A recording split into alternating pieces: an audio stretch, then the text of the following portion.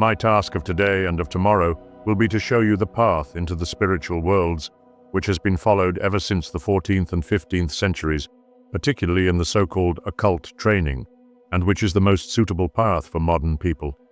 But it will be easier for us to understand the essential points if we first cast a glance over the future development of humanity. We have already spoken of the course of human development through the stages of Saturn, Sun, Moon, and Earth. Those who are only accustomed to thinking in accordance with present-day conceptions will find it difficult to understand that it is possible to know something about the future course of evolution. But you must bear in mind that certain great laws, which are now active, will also exercise their activity in the future, and those who know these laws can therefore cast a glance into the future. And other astronomical phenomena can be calculated in advance, far into the future. In the sphere of physical reality, there is no doubt as to this. And everybody knows that when certain substances are mixed in a retort, scientists can foretell the result. This is a prophecy relating to external sensory facts, and these things can be foretold because the laws which influence the substances are known. Similarly, we learn to know through spiritual science the laws which govern the course of human life, so that it is possible to foretell what will take place in the future. An objection might now be raised, which has been advanced by the thinkers of every epoch. It is impossible to speak of human freedom if future events can be foreseen. But here, people confuse the capacity of looking into the future with predestination.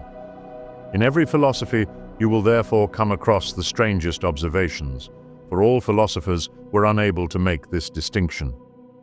Jakob Böhme was the only exception. Let me now give you an example to make things clearer to you. Let me compare time with space. Imagine yourself standing here, and two people in the street outside. You can see what these two people are doing, for you are watching them from a distance. But are you able to influence their actions in view of this fact? No, you are simply looking at them, and these two people act in perfect freedom. You can determine nothing in their actions through the fact that you are looking at them. Now imagine a clairvoyant who observes what will take place in the future. He merely sees this, and he does not in any way influence the events. If these events could be influenced, if they were, so to speak, predestined in the present, there would be no prevision. But we can only grasp the difference between predestination and prevision if we ponder over this problem for a long time.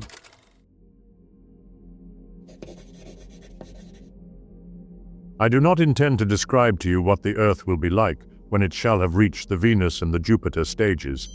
Instead, I wish to tell you something which will give you an idea of man's future development. I wish to explain to you something which comes from the oldest Christian mysteries, which originates from the Christian school of the true Dionysius. It was a teaching that was always taught in the Christian esoteric schools. The following comparison was taken as a starting point. I am now speaking to you. You can hear my words. You hear the thoughts which were, to begin with, in the depths of my soul. You hear thoughts which would remain concealed from you were I not to express them in sounds. But you could not hear my words if the air did not exist between us. Whenever I utter a word, the air in the space around us is set into motion. Whenever I speak, I cause the whole volume of air around me to vibrate. It vibrates in accordance with the words which I pronounce. Let us now proceed further. Imagine that you are able to liquefy the air and then render it solid. Air can be liquefied. You know that water can exist in the form of steam, and that this air becomes liquid when it cools. Then the liquid can become a solid block of ice. Imagine now that I pronounce the word God into the air. A form would fall down, for instance, the form of a shell, if the sound vibrations could render the air solid, and another wave of sound would fall down as a solid form if I pronounced the word world. A crystallized form of air would correspond to every word I utter, and you would be able to perceive these crystallized forms. This example was, in fact, advanced in the Christian schools. First of all, we have the spoken word, and then this word becomes a solid form. But before it became solid, it existed as an inner thought. Now, the early Christian imagined the following.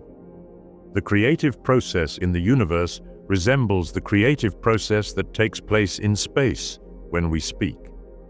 The creative proceeded from the idea of things, and then the Godhead expressed these ideas in the form of words uttered out into space. Everything which appears to us outside in the form of plants, minerals, etc., is the crystallization of God's utterances. It is possible to imagine everything dissolved into tone vibrations of the divine cosmic word. Whatever I see before me is the crystallized word of God, said the Christian. And in a certain way, he made a distinction between the Father in concealment, who had not yet expressed himself, the Word, or the Son, who resounds through space, and the crystallized Word, the Revelation. This enables us to understand in a deeper sense the beginning of the Gospel of St. John. In the beginning was the Word, and the Word was with God, and the Word was God. It was in the very beginning with God. Everything was made by Him, and except through Him, nothing was made that was made. Everything that was made by the Word. We should take things as literally as possible. Then we can easily recognize the creative element of the Word, or the Logos. In the Christian meaning, the Word, or the Logos, stands in the second place. Logos should only be translated as Word, for this means that at the foundation of everything which exists in the created world lies the unuttered creative word. It then resounded as the spoken word, and this is the origin of every existing thing. If we go far back in time, we could hear animals, plants, minerals, and men resound through the cosmic spaces as word, even as you now hear my own words, for in those remote times the air had not yet cooled down to such an extent as to enable words to take on solid form.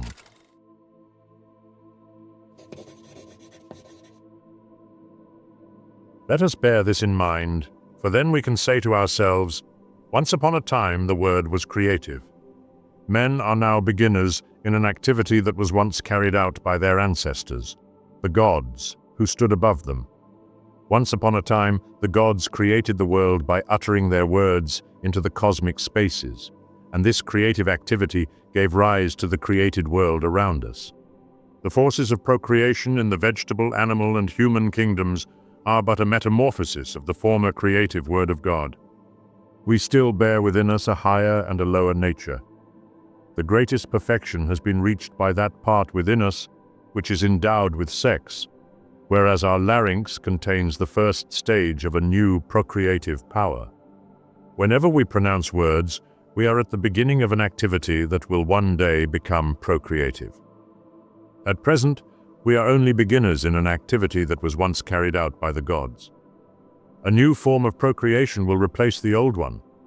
The larynx is now able to form words, but in the future it will become an organ of procreation, a generative organ, which will produce more and more condensed and higher forms. The larynx can now mold forms of air, but in the future it will give rise to real beings. When the Earth shall have reached the Jupiter stage, the Word will have creative power in the mineral kingdom, and during the Venus stage, it will be able to produce plants. Thus, the course of development will proceed until man will be able to procreate himself through the Word. The present form arose when man first sent the air streaming through his lungs through sounds. But in future stages of the Earth's development, the words, the mere words which we now tell each other, will have a lasting form. And finally, the larynx will become man's generative organ, through which he will procreate himself in purity without the intromission of sex. This shows us the future aspects of human development and the predisposition of the human larynx. Indeed, an enigmatic phenomenon can show you how intimately the larynx is connected with certain stages of development. When a boy reaches puberty, his voice breaks. It undergoes mutation. The human larynx is at the beginning of its development, whereas sexual life is at the end of its development. This shows us the intimate connection of certain things in nature. In sexual life, we are confronted by something that is dying off. The larynx, the word, on the other hand, will in the future become man's generative organ. We might indicate many other examples showing how the human being will gradually develop organs that now exist in a rudimentary form. For instance, the organs which now constitute his breathing system, but which really form part of the heart system. The training, which was introduced into Europe since the 14th century, in fact, anticipates future conditions of human evolution, and it enables us to follow a speedier course of inner development than the ordinary one. The training, which is called the Rosicrucian training, is the one most suited to modern men. In a certain sense, Rosicrucianism does not have a good reputation among men who have only heard of it now and then.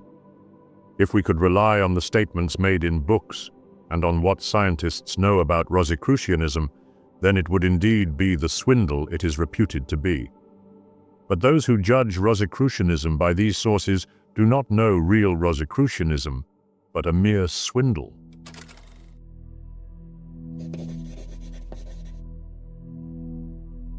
But let us now consider Rosicrucianism in its true form. It arose through an individuality concealed under the name of Christian Rosenkreuz, who gave rise to the Rosicrucian movement in the year 1459. I expressly remark that what I am telling you now is only to be taken as an example, in the same way in which I spoke to you yesterday of the Christian training. Let me therefore indicate right away the 7 chief points of Rosicrucian training. The sequence of these stages is not the same for all, but let me point them out to you, for they come into consideration for everyone who passes through the Rosicrucian training. The first stage is what we call study. The second is what we call the appropriation of imaginative knowledge. The third, the appropriation of the occult writing. The fourth, the preparation of the stone of the wise. The fifth stage is called the conformity of the small world, the microcosm, with the large world, the macrocosm. The sixth stage is the penetration into the life of the macrocosm, and the seventh is what we call divine blissfulness. The Rosicrucian path leads in the surest and most profound way to a knowledge of Christianity. The Christian path of training is more suited for those who can abide in faith and who can awaken their feeling life within them, in the manner described to you yesterday. But the Rosicrucian path is for those people who can connect the truths of Christianity with the truths relating to the external world. This, above all, will enable them to protect Christianity against every attack from outside. Christianity is a world conception of such profundity that our wisdom will never suffice to grasp it fully. The path of Rosicrucian training is the most suitable one for modern men. If we follow a train of thought that has nothing in common with the sensory world, we pursue study in the Rosicrucian meaning. What is designated as thinking in free thoughts is only known to the civilization of the West through geometry. The Christian Gnostic schools, therefore, used the name mathesis for the designation of things connected with the higher truths, with God and the higher world, for such truths had to be grasped independently of everything pertaining to the sensory world, just as mathematics must be grasped independently of all sensory impressions. A circle drawn with chalk is most imperfect. A real circle can only be conceived in thoughts. Thought alone is able to grasp everything that can be learned in connection with the circle. Through mathematics, we learn to think of the circle independently of the senses. We construct it in thought, with the aid of the triangle built up spiritually, whose angles equal 180 degrees. It is somewhat uncomfortable to have to think without the support of external sensory objects, and for the majority of men, there is no other field of study in this direction than spiritual science. In my first lecture, I told you that the knowledge contained in spiritual science can absolutely be grasped through logic. But clairvoyance is needed if anyone wishes to investigate these truths. Logic suffices, however, for the understanding of the truths contained in spiritual science.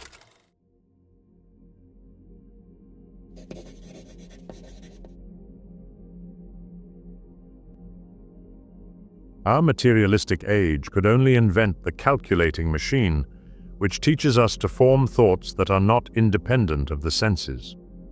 A child, above all, should learn to grasp things independently of sensory impressions. The influence of spiritual science will, therefore, be of greatest value in education. Spiritual science is an excellent training for the development of a thought activity independent of the senses.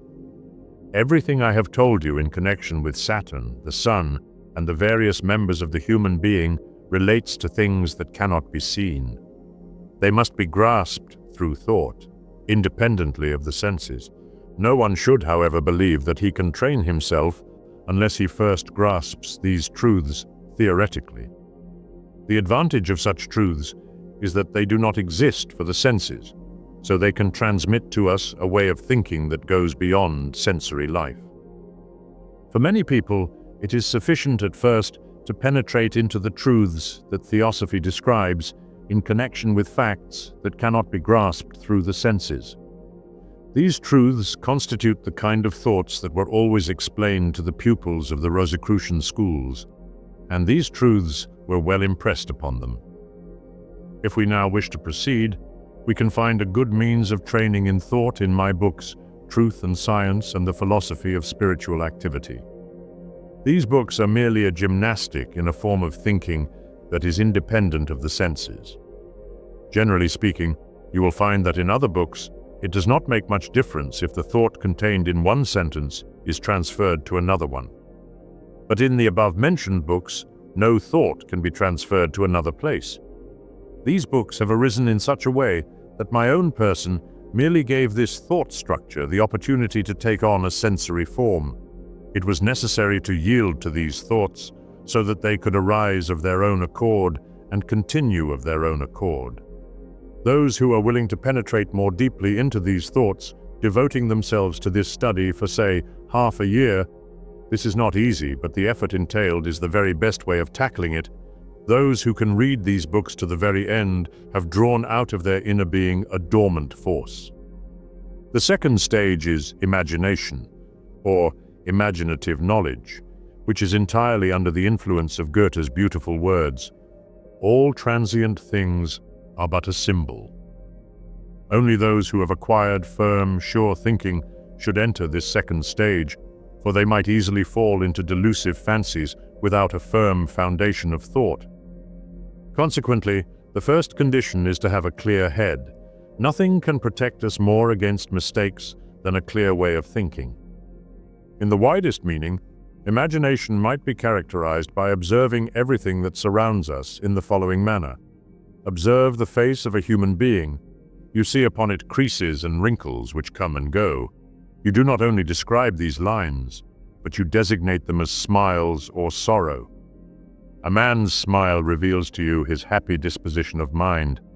You do not only deduce an inner truth from something that you see outside, but this outer perception is, for you, a real symbol of that man's inner life. Or else you see a tear falling.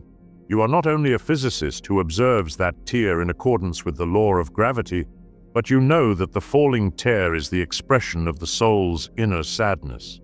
Thus, everything you see outside on a person's countenance becomes, for you, the expression of the soul's inner mood. The Rosicrucian pupil learns to feel that everything he sees outside is similarly the expression, let us say, of the earth spirit. A certain plant, for example, the meadow saffron, really appears to him as the expression of the morning life of the earth.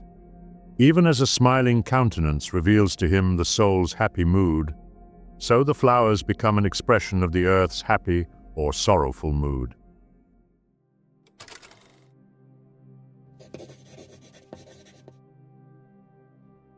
Goethe did not only wish to convey an external image when the earth spirit in Faust speaks, "In Lebensfluten Tatensturm wall ich auf und ab, webe hin und her Geburt und Grab, ein ewiges Meer, ein wechselnd Weben, ein glühend Leben, so schaff ich am sausenden Webstuhl der Zeit und wirke der Gottheit lebendiges Kleid."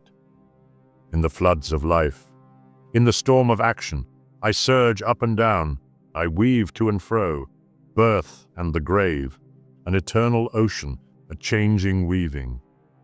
A glowing life, thus I work on the whirring loom of time. and weave the Godhead's living garment. For Goethe, the spirit of the earth gradually becomes something that lives on the earth. He acquires a soul-spiritual connection with the whole surrounding nature. Let me now explain to you in more detail one of the moods that can be found in nature. We have a Rosicrucian pupil walking across the fields. He sees the tiny pearls of dew upon each plant. This reminds him of the ancient Niflheim, the land of mists, where the air was filled with a dewy mist and where human beings had quite a different connection with nature than they have now. The Rosicrucian pupil, who is thus walking over the meadows and perceiving the pearls of dew upon the plants, says to himself, "In the ancient land of mists, this was once dissolved in the atmosphere, and within his soul rose up a deeply concealed memory of the Atlantean age." Imagination was specially cultivated among the pupils of the medieval Rosicrucian schools, and also among the pupils of the Holy Grail. Since I cannot express myself in any other way, let me now convey to you in the form of a dialogue some of the truths that were taught in these schools. The teacher said to his pupil, "Behold the plant. See how it springs out of the ground, opening its calyx with the organs of fructification. See how the sun's rays come down upon it and open the blossom so that the fruit can ripen." The Rosicrucian pupil, and also the pupil of the Holy Grail, had to conjure up before their soul this image, this idea. Now, there is something very significant, even in materialistic science, whenever a plant is being compared with the human being. You must, in that case, take the plant's root as corresponding to the human head, whereas the flower corresponds to man's generative organs, which he shamefacedly conceals. In the plant, the root corresponds to the human head. Man is a reversed plant. The animal is a half-reversed plant. Rosicrucianism therefore says, "Behold the plant. Its root is in the ground, and its organs of fructification are chastely turned towards the sun's ray. Behold the animal, its spine is horizontal, and then behold man. There you have a complete reverse, a complete transformation." In the cosmic process of evolution, the plant, the animal, and man are symbolized by the cross. The cross is the plant, the animal, and man. Now, you will be able to understand Plato's words. The soul of the universe hangs upon the cross of the universe.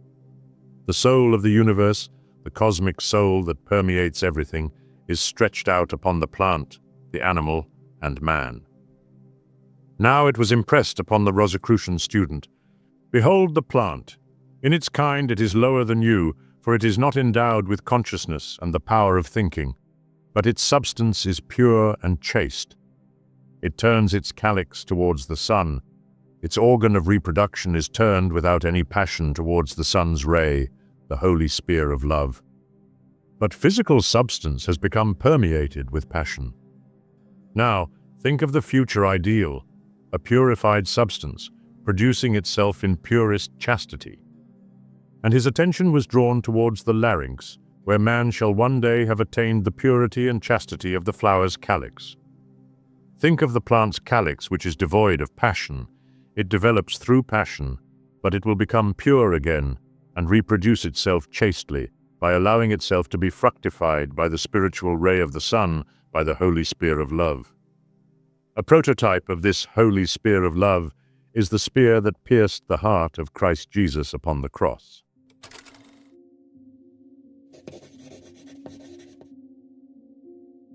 Yesterday we have seen that this blood, which streamed out of the Redeemer's wound, banished egoism from the earth.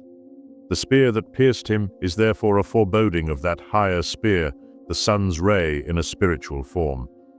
The Holy Grail indicates the chalice of humanity, which develops out of the larynx, and which will be the purified generative organ of the future, as is the case today in the plant. This is the deeper meaning of the Holy Grail, which was brought to the knowledge of the Rosicrucian students and of the disciples of the Holy Grail when they had reached the imaginative stage. Now compare the vision which you obtain through these images, the plant's calyx, sex filled with passion, the Holy Grail, the passionless chalice. Compare this with the dry, intellectual concept supplied by modern science. This will show you the difference between imagination and mere intellectual thought. The whole cosmic process must be grasped in images. This is important, for the more intellectual concepts that we have today are not creative.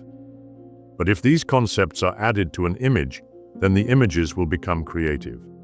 This was felt in past times, and it should be considered in the education of the child. Let me now discuss an actual problem. Today, people say so easily, "What nonsense our elders taught us children by telling us the story of the stork." Children should be told the truth. If our descendants treat us as we treat our forefathers, they will also laugh at us and say, "Our forefathers thought that the human being arises through a physical act." And they will look back upon the time when this was explained to children in a spiritual way. In ancient times, when the story of the stork arose, adults also believed in it, for they knew that when a human being is born, his soul descends from the spiritual world. And so they always connected birth with the descent of a winged being. You may even find this again in nursery rhymes, for instance, in the following one. Flieg, Käfer, flieg. Dein Vater ist im Krieg. Deine Mutter ist im Pommerland. Pommerland ist abgebrannt. Flieg, Käfer, flieg. Fly, beetle, fly. Your father is in the war. Your mother is in Pommerland. Pommerland is burnt to ashes. Fly, beetle, fly. This fly beetle is meant as an image for the human soul because a faint knowledge still existed of the astral world, from where the souls fly down into the physical world. And what is Pommerland? Pommer is the same word as pommel, which means a small child, so that Pommerland or Pommerland is the land of babies, where the mother goes to fetch her baby. Such things must simply be explained in the light of the spiritual world. If you bear in mind that the image of the stork bringing babies is really an image for a spiritual process, reincarnation, you will realize how immensely important it is that certain things should first be grasped in the form of pictures. If the child is first taught to look upon the image of the spiritual process, he will develop an entirely different frame of mind, enabling him to listen reverently even to the description of the physical process. If you know that the stork is an image for the descending soul, you yourself will once more believe in the stork. Your words can wing a child's fancy if you understand the truth underlying an image. In that case, a mysterious fluid will stream out of it and pass over to the child. This applies to every image. Children can thus be taught everything.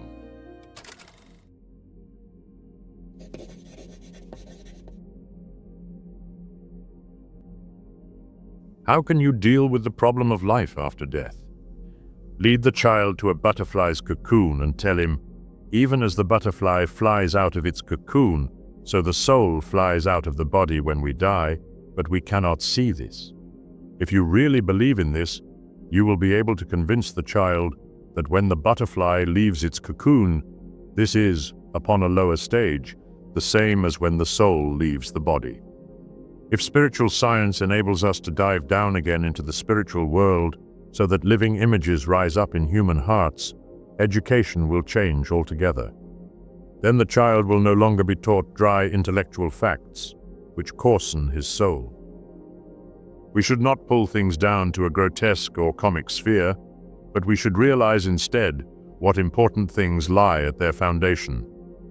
The third thing that must be acquired for the paving of the path is the learning of the occult writing.